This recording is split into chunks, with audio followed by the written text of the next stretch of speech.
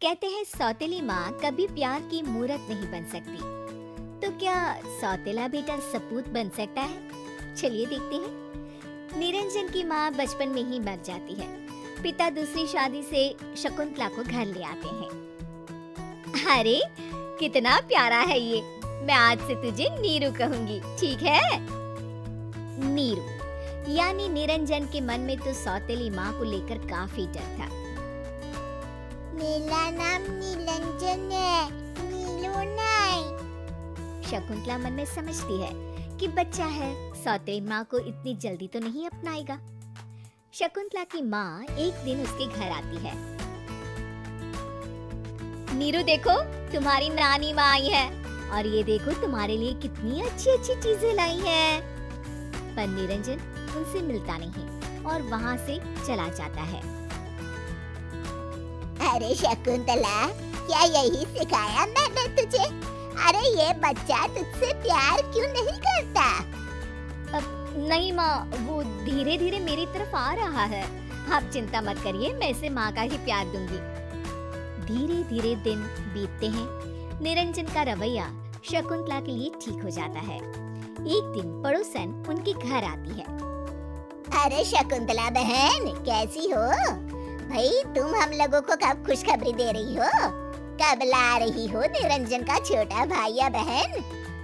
अरे कैसी बात कर रही हो बहन, मेरी कोई औलाद हुई तो मैं निरंजन पर ध्यान नहीं दे पाऊंगी ना। अरे पागल हो क्या? अपनी औलाद तो अपनी होती है। लेकिन शकुंतला उसकी इस बात पर उसे बाहर का रास्ता दिखा देती है। शुक्रिया शकुंतला, तुमने मुझे और मेरे बच्चे को संभाल लिया। धीरे धीरे दिन बीतते हैं और एक दिन माँ, पापा, मैं शादी करना चाहता हूँ। मुझे एक लड़की पसंद है। आप दोनों उसके घर चले जाइए। अरे वाह, ये तो बहुत अच्छी बात है बेटा, हम अभी चले जाते हैं। दोनों लड़की के घर जाते हैं, जहाँ लड़की की माँ बोल पड़ती है। अरे नहीं नहीं, सौतेली सास, ना जी ना, ये दिन ना देखना पड़े मेरी बेटी को कि कोई सौतेली सास उसके सर पर हो। हम नहीं करेंगे ऐसे घर में अपने बेटी की शादी। हाँ। अरे लेकिन शकुंतला बहुत अच्छी है, निरंजन की परवरिश में कोई कमी ना हो, इसलिए इसने कई त्याग किए हैं, आप जानती भी हैं क्या? और रहने दो, भला कभी कोई सौतेली माँ अच्छी भी हुई है? हमें माफ कर दीजिए भाई। निरंजन को जब ये बात पता चलती है तो वो शकुंतला के पास जाता है। आपके कारण मेरी शादी नहीं हो पा रही। पता नहीं क्या चाहती है सौम्या, इतनी अच्छी लड़की है, मैं उसी से शादी करूंगा। मुझे वक्त दो बेटा, मैं तुम्हारी शादी सौम्या से ही करवा कर रहूंगी। ये बोलकर शकुंतला वहाँ से चली जाती है। फिर सौम्या के घर वाले खुद निरंजन के घर आकर शादी पक्की कर जाते हैं। दोनों की शादी भी हो जाती है। फिर एक दिन शकुंतला हाथ में सामान लेकर घर से निकल रही होती है। बेटा, अपनी गृहस्थी अच्छे से चलाना, दोनों प्यार से रहना और अपने पिता का ख्याल रखना। अरे लेकिन आप कहाँ जा रही हैं? और ये क्या कह रही हैं आप? तभी सौम्या आ जाती है। क्या आपको नहीं पता कि मेरे माता पिता ने आपसे शादी के लिए ये शर्त रखी थी, जिसे आपकी माँ और आपके पापा ने स्वीकार भी किया था? नहीं तो मैं नहीं जानता था, लेकिन माँ से किसी को क्या तकलीफ है? नहीं नहीं, मैं किसी सौतेली औरत के साथ अपना घर साझा नहीं कर सकती। सौतेली औरत? अगर शकुंतला सौतेली होती तो शायद ये घर ऐसा नहीं होता और घर के कई और दावेदार भी होते।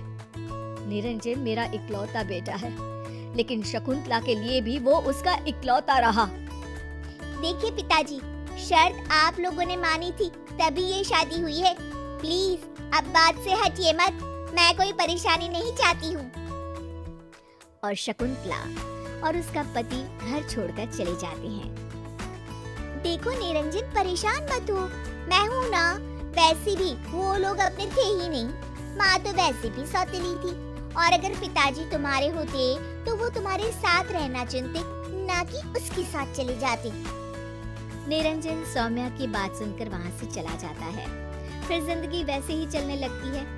लेकिन एक दिन दिवाली की सफाई के दौरान निरंजन को एक ट्रॉफी दिखाई देती है। अरे वाह, ये तुम्हारी है? कितनी पुरानी लग रही है।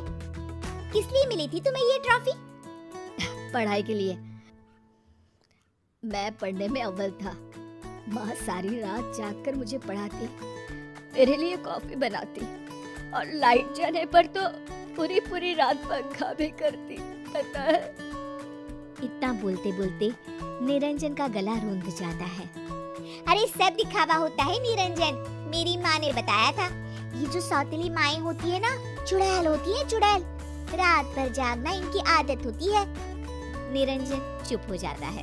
वो वहाँ से चला जाता है, लेकिन अब वो चुपचाप रहने लगता है। फिर एक दिन, बहुत जोर से भूख लगी है, कुछ खाने को लाओ ना। आज बहुत जोर का बुखार हो रहा है, खाना नहीं बना पाऊंगी। और हाँ, तुम कुछ बनाओ तो मेरे लिए भी बना देना। अरे मैं कैसे बनाऊं? मुझे तो खाना बनाना आता ही नहीं। क्या तुम्हारी माँ ने खाना बनाना नहीं सिखाया? निरंजन को माँ याद आ जाती है। नहीं तो वो तो बड़ा ही प्यार से पालती थी मुझे। एक बार उनको भी तुम्हारे जैसे ही बुखार आ गया था, लेकिन मुझे याद है उन्होंने मेरा मनपसंद खाना बनाया था। वो कभी भी मुझे बाहर का खाना खाने नहीं देती थी। मैं जो बोलता वो बनाती, फिर चाहे आधी रात हो या फिर तड़का सवेरा। मेरी माँ तो मैं किचन में जाता तो भी डर जाती थी कि किसी चीज से मुझे चोट ना लग जाए।